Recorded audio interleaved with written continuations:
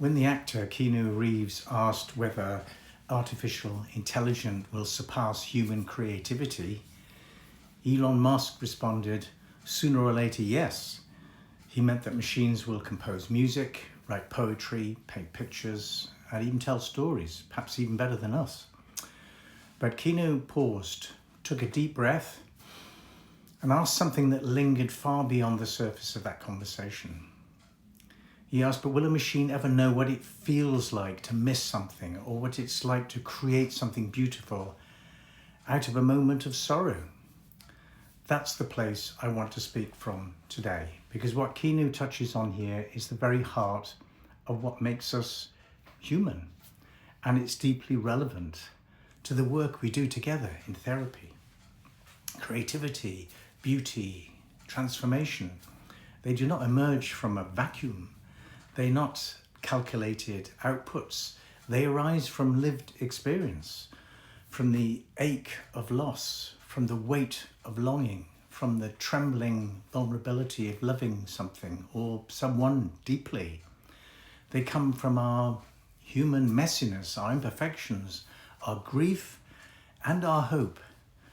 And I want you to really hear this. The challenges you've faced, the emotional storms you've weathered, the losses, the disappointments, the regrets, they are not signs that you've failed at life.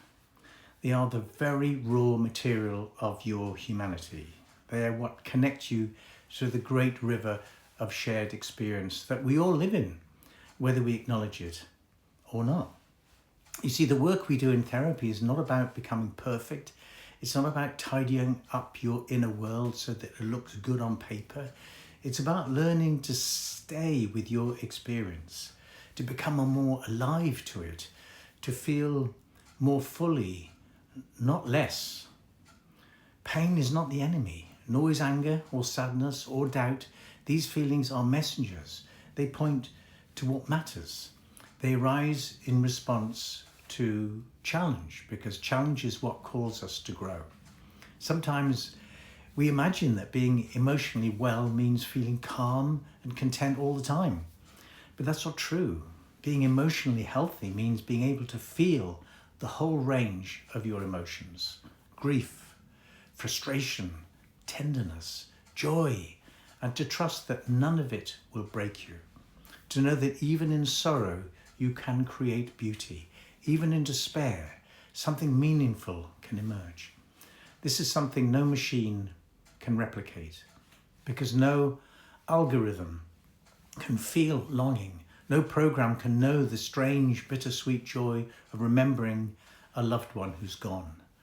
No artificial intelligence will ever wake up one day and feel the quiet courage it takes to forgive someone, or the exquisite ache of watching your child grow up, or the humility that comes from admitting you were wrong and choosing to begin again. Those are uniquely human experiences. And this is why your challenges matter. This is why the emotional responses that rise up in you, however inconvenient, however messy or painful, these matter too. They are not symptoms to be erased. They are weaknesses to be conquered. They are part of our emotional landscape, and they carry wisdom if you're willing to listen. There is something deeply healing in learning to meet your challenges, not with fear, but with curiosity, to ask, what is this experience here to teach me? What is it asking me to see? What is it asking me to feel? What is it asking me to grow into? That doesn't mean romanticizing suffering. It means allowing the difficult parts of life to be part of your whole story, not just the parts we edit and share. Progress isn't just measured in productivity or success. It's measured in how deeply you've allowed yourself to feel, how bravely you've allowed yourself to heal, and how honestly you've shown up to your own life. Now, we live in a time where speed and efficiency are prized above all else, where it's easy to forget that true growth often looks like stillness, or tears, or silence, or the slow, quiet rebuilding of trust in yourself, in life, and in others. So today I want you to remind you of something simple and profound. Your feelings are not flaws. Your struggles are not detours. Your humanity is not a problem to be fixed. Machines may one day write poetry that rhymes better than yours. They may produce symphonies or tell stories that seem flawless, but they will never feel the poem. They will never ache as they write it. They will never sit in silence after the last note of music fades, their heart moved by a memory only they understand. But you will, and that's why you matter. So when life feels hard, and it will, remember that your emotional response is not something to suppress or apologize for. It is something to honor.